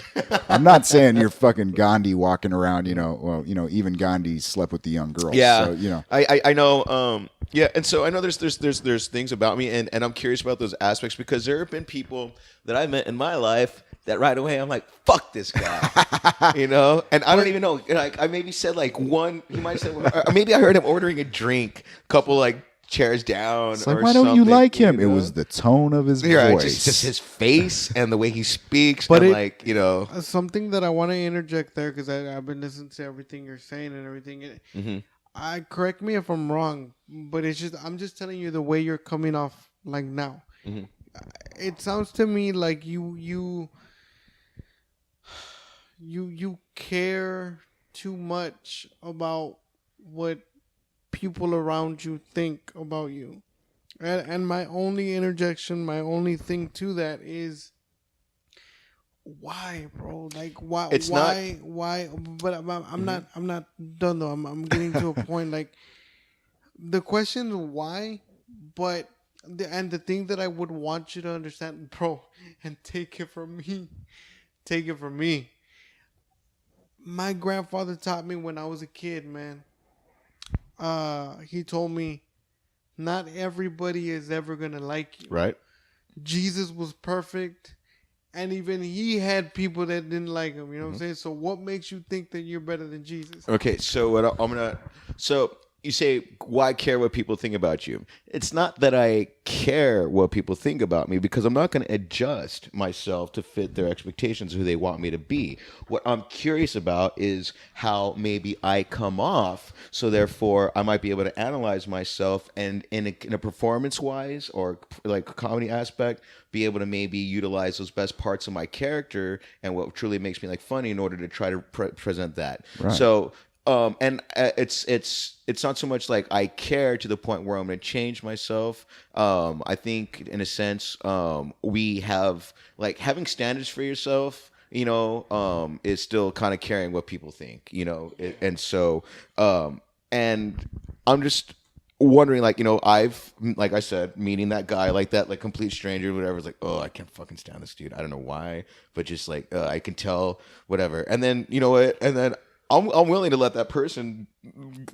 change my mind about them. You know, my initial reaction might have been like, for whatever reason, our energies are just like not connecting, right? Right. And but then say it was like, oh, okay, I can kind of see what redeeming quality you might have, or then sometimes this person might actually validate my initial conception of them. Right. So, you know, and you said not everybody's going to like you, right? And then I totally, yeah, and I know this because like we already mentioned before, we don't like a lot of people. and so basically, but what I'm saying as a performer and someone who goes on stage, it's kind of, we have to maybe almost highlight maybe not even what makes us like. It could be likable. Some comics are the abrasive, kind of aggressive, but then that's what we kind of latch on to, right? They're not necessarily trying to be like adorable or cute or cuddly, but and they're kind of gruff. But even then, you're like, fuck yeah, I love this guy, man. Let's check out the balls on this guy. You know, he's badass. Yeah. And so it's so. I'm just curious because I can't see myself from like the outside. And I know that if I could, there'd be times when like, damn it, you're that fucking guy that you didn't like that was sitting at the bar a couple of chairs down. Yeah. You know why you didn't like him? Because he reminds you of you stupid piece of shit. So like the worst parts of you that you kind of like, you know, so, well, you know, before and we maybe go it's too just, far maybe it's into the way I say a word or carry myself, or maybe I fucking flipped my hair or something stupid. I don't know. Sorry, I was going to say, before I allow you to wander too far down that Freudian path, man, I think there is something to be said for, I think this is probably something that I'm putting a lot of thought into lately because it keeps coming back around in my mind. But proper word usage and actually phrasing yourself correctly so that you are saying and invoking the intent and the emotional response that you want to, and that achieves the goal you've set out for that statement. Yeah. And I'm very self-conscious. And back to what you're saying, yes, and that is something that I still want to work on. And also, well, what I was going to say was, man, not only does that allow you to be as honest as possible, but also what it does is the people that are actually opposed to what you're saying, right? The people that, whether you want to or not, are intentionally offended by that statement because you have made a claim in reality. Those people are genuinely let's say, triggered by that statement. So that way you're not, because sometimes you're like, fuck, I don't know what I said that set this person off. Like, I think when you're being as mindful as possible about what you are saying in your statements, you know exactly what set them off, and that allows you to make that decision of, oh, are you somebody that I disagree with but that I might find middle ground with, or are you the fucking enemy? So I will state up and down, while I agree that civilization and civility should be the highest goal of the individual because it is the most productive for the species, and it's also the most fun because it allows you to build structures that take you places that you would not be able to achieve as an individual.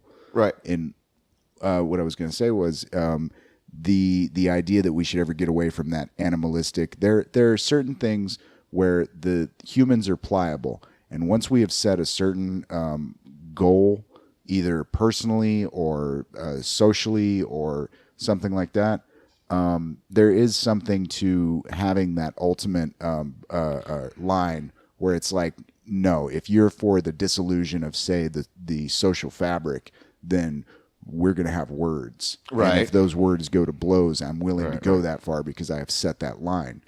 And so that goes with the honesty. If you're being as honest as possible, those people, you are genuinely able to go, I will see you at dawn, sir. Exactly. And for some reason, I think some people are just generally never going to be able to reconcile their differences. And I think right away, sometimes they're out of just some almost primordial or kind of like some kind of something in the ether, like energy thing that they're just never going to be able to reconcile. Like, these people are just never going to get along. Yeah. But then, and I know this, and I'm pretty sure like there's times like, there's people in the audience, and I go up there and there are people like, I hate this dude's face. You know what? I was going to say, man, there's actually some like political humor that I do find, like, I don't find it funny because there are some things, I don't support the idea that there are some things that shouldn't be said on stage, but I think there are, when you joke around with like principles, I don't know, like man. The social contract.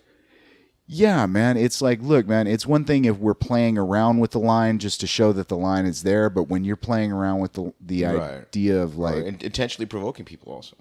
Yeah. Oh, that when you're using these social points as a way to provoke the other side, like I was saying that the other day, man. If half of the crowd is way too excited to hear you say what you said, and the other half of the crowd is pissed off that you said it, or confused as to why you would bring it up, then that's not a joke necessarily. Right. Like, what's that whole thing? Like, if the other guy isn't laughing when you're done with the joke, then you're just an asshole. Yeah.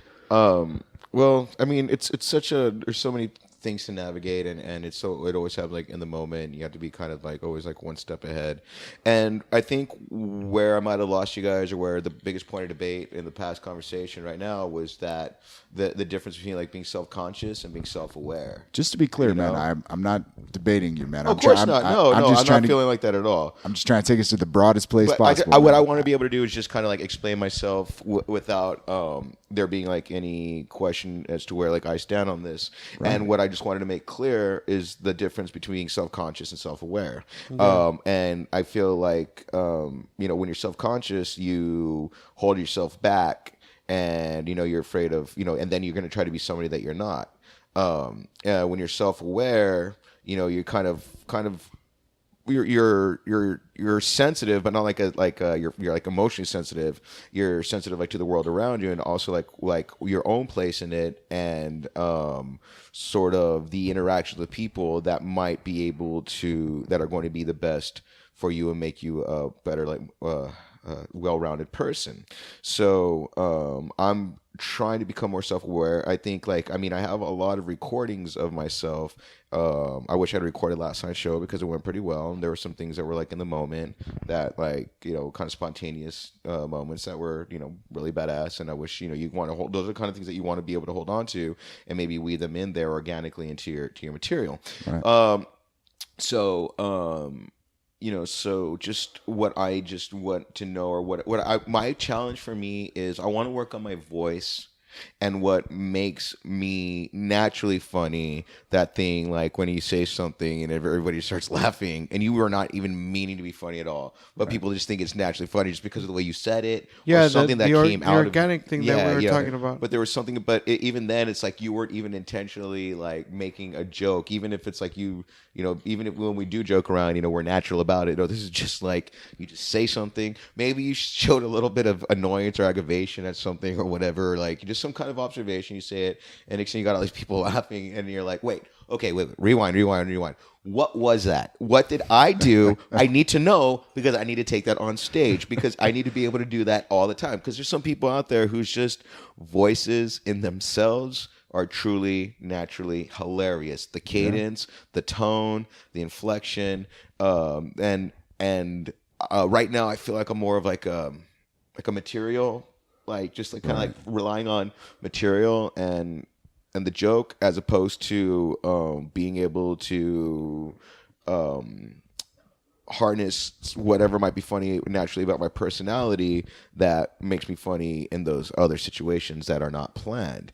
And I'm not saying like trying too hard or planning it. It's just just listen to yourself and being able to say like that's how should I be more energetic and lively? Should I be more aggressive and forceful? Should I be more laid back and kind of stonery, or should I be like mellow, or should I just in the middle? But the thing is, it's different for every single comic. Whatever voice people have that makes them funny is like, but like some of the people that I like, it's just because they found that about themselves, and it's obvious they found that, and they know exactly how. So it elevates their material to another level. But it's also because they're expressing themselves, and you feel like you just connect. So me, I'm just like, what's the voice? Where's the voice? And people are like, well, it's your fucking voice. And that's why you only got one. And that's why. So and that's why I was trying to. That's what I was trying to point out earlier when you said something similar to what you just said now. It's about as a comedian. It's about finding equal comedian, artist, musician. It all intertwines the same way. It's about finding your voice. Like nobody. What I'm saying is, nobody was funny like Richard Pryor, but nobody was funny like Red Fox. Right. Nobody was funny like Eddie Murphy. Right. There was something about them that made them Eddie Murphy, that distinguished them. Right. That's the same thing. Nobody is funny like Bobby, right. Like nobody's funny like Sean. So it goes back to finding your comedic voice. However long it takes you to find your comedic voice, I shouldn't say it like that. I think it just happens naturally. When you find your comedic voice, that's when you're gonna have the fun on stage. That's when you're gonna be able to write a joke and make it funny. It doesn't necessarily have to be funny. Like whatever the joke is, it doesn't have to be funny. But whatever you find attractive to you, you can make it funny. That's actually an idea I've been bouncing around recently. Is the mantra before going on stage isn't, oh, I must be prepared to tell jokes. It's stepping back from that and going, I must be prepared to be in the mood to tell jokes. Like once you're in that mindset, you just you look into the file book and you go, oh, I have jokes here. Right. Like I don't have to fucking make something up. I just got this shit lying around, like, and these people are fucking looking at me like they're ready for it. So yeah, you see, because what I'm still, I like stringing together like certain bits like in a certain narrative, and I have like I'm always like workshopping something new, so I tend to forget not so much how the bit goes, but just the order that I want to tell them in. So that's one of my biggest issues, is just kind of not having to always rely on like the little track list. I'm not always like looking at my phone or anything, but I will glance down when I'm getting a drink or something just to make sure that I'm on track, or where the next idea comes, because I can go to stuff that I know that I have memorized, and I can fill in the time with that, but that's not the set that I wanted to do that night. So but I mean, it's just Yeah. Almost as bad as doing a joke and not getting the response you want is getting off stage, having done fine, right. and then going, "Fuck! I didn't do that joke." That's the worst feeling. That's happened to me, man. And to me, it's not even. To me, it's just like I set up the premise so fucking bad. Yup. Like I have. You them, already like, did the first like, part. Yeah. They're like, oh, it's coming, and I know I have their attention to the max. And then what the fuck does Freddy do? I forget or skip the fucking punchline. Yeah. And it Or like your new tag, or like the new little other minor mini bit. Exactly. It goes to that like 3 weeks ago that we were at an open mic. I told Sean, I was like, man, that premise that I set up, and I told him the premise, and this is the punchline that I forgot.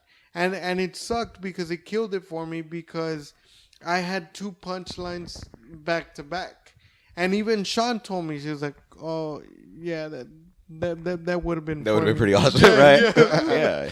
He was And like, usually, that would've been funny. and I'm pretty sure that usually in those situations we're not wrong. It's just that since it's something that we haven't incorporated into it, we just kind of forget it, and then afterwards, you're just mad because you didn't get the chance to workshop it, and now like you'll never know. And even though they enjoyed it, they'll never know just how much more they would have enjoyed it. And you just you just afterwards. You just And like, then the worst thing that we do is then we sit back and we overthink it. Mm-hmm. That's because then you start to question everything. It's like, well, maybe if I said it like that, it won't work. And then you go into erasing and changing, and maybe you didn't need to change it. It's and the only way we know is by trying it out and trying it out and trying it out and trying it out. But the mics have been pretty fun lately. So, and then I'm lucky that I got to do the big stage 2 weeks in a row. The first week was not planned. I wasn't scheduled, but I was filling in. And then this week I was. So, I mean, being able to do the mics and the stage, 2 weeks in a row like this has been a really, really good experience for me. And then even though, it's like I can't even... It just felt like, being performing regularly, and it just really is very important just to keep you sharp because, when work starts, I'm down to like, maybe 1 to 2 mics a week, and then you start, and then if any Wednesdays come in, right, or any other shows come in, and now, I wanted to contact a bar because I know the owner fairly well about getting an open mic in there, and but then again, I'm like, but when school starts, it's just see. Dude, okay, man, this is what I was asking you earlier, man. If you were obligation free, The thing is that I understood. Listen the to me, question, flounder. And he never answered it, and I was like, Bobby, that's not what. well, no, Bobby. it's not that he didn't answer it. It's that he kind of obfuscated and was like, "Well, I would write more, and I'd get on stage." And it's like, then also, I'd kind of like to open this open mic up. Yeah, but I could have done it. But the thing is that. So what's stopping you, man? Like, what is the preventative factor in this equation? Fucking alcohol. The alcohol poisoning, vices. You not Sin, the first fun. the first open mic host I would have guessed that had problems, but okay, man. I got a lot. But you're interested. You are interested in trying to foster an open mic. Yeah, man. Right? I mean, come on. You want to give a go at that. Be the host. Well, be the guy I've done very, very few hosting jobs. I've done the mics a couple and I've times. seen you drop encouraging words to young would-be comedians. Yeah, I want everybody to do it, and I'm very supportive, very empathetic, and as long as people aren't, I'm not. I some people should drop the mic and never pick it up again. Well, what hashtag fuck Amy Schumer. Well, what I was gonna say is. That's like that dare seminar you did. You're just like, don't do comedy, kids. You wind up like this. Exactly. But what I was gonna say is that that it's not so much. It's like if you pick up the mic and you go up and and you want to try it out, and you try it out once, and you figure it out it's not for you, then there's nothing wrong with that, you know. But if you do it, or if you want to do it, then the only choice is try to do it as much as possible. And like I was saying earlier, people are like, oh, you know, you just want to make it, you just want to break and be in the big time and be rich and famous and all that, you know, because they're reducing it's reductive. They're diminishing your you know, the true, like, you know, just beauty about performing.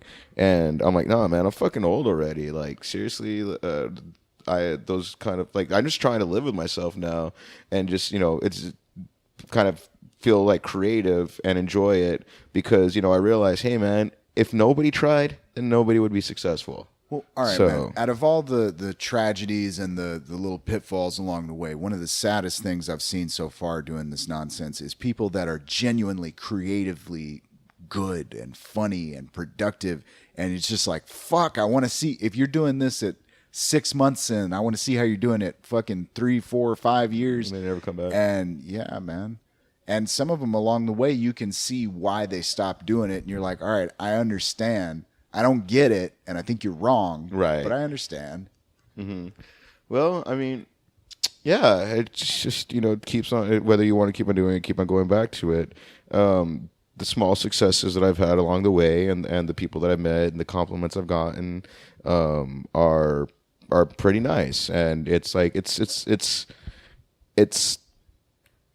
I like it. It's fulfilling. I'm not like, oh, you know, I gotta have, you know, freaking tables of merch and, you know, everybody buying my stuff. But the thing is, if you want to be professional and support yourself, well, then you have to have, like, you know, you have to be able to sell yourself and products and stuff. What the thing about being a teacher is that it helps facilitate my other interests because, you know, I live alone, which is me and my dogs. You know, I'm not married, no kids, and by choice. And basically, right, back to the by choice disclaimer, and so I know that my needs for the most part are mostly met. So to be able to do this creative thing on the side, you know, even though, you know, I'm not making like bunches of money or really any at all off of it, I'm in a position to still explore these things on my own. And it's all part of me trying to discover myself, but also the fact that I really, really enjoy comedy a lot, to the point that writing bits and coming up with jokes and exploring premises it's like a natural compulsion, you know. And if I'm lying in bed and then an idea hits, and if it makes me laugh and I'm like there and I'm like, dude, well, you'll just remember it in the morning. It's like, no, you're going to get the fuck up right now, and you're going to write it down because you're going to forget that bitch. Yeah. And so you better freaking go and just keep it and do it. Like I'd rather lose a little bit of sleep and have an awesome bit that I can workshop than because I've done it. You know, I was like, oh, what was that thing that I had? It's like, I knew it was going to be genius. Shit. So, and then you forgot to write it down, and then you. Well, what's happened to me is it happens both ways. The punchline comes into my head, and I'm just like, "Holy shit, that would be an awesome punchline." Right? Oh, but then I'm like, I need to work on the premise, and but I'm good. I'm like, okay, I can deal with the premise, but then I won't write it down just because for whatever reason, right? Or it happens that I come up with this premise and I'm like, holy shit, that really happened. That would be an awesome premise. Mm-hmm. Now I just need to come up with a punchline. And with those, it normally happens that the punchline comes from the premise. Right. Yes. And but then what happens? Freddy don't write it down. Yep. Freddy fucking forgets. You just lose it. Yeah. Yeah. So I think that's also something that you learn, is just the discipline of latching on to thoughts and things and remembering just to document it in some shape or form. And, you know, so just that's why I use Google Keep. You can access it from everywhere. Shout out to Google. I need a sponsorship. Well, here's the thing: if you don't have that paranoid streak that would keep you from getting something like Alexa or Google what's Assistant or whatever like that, man.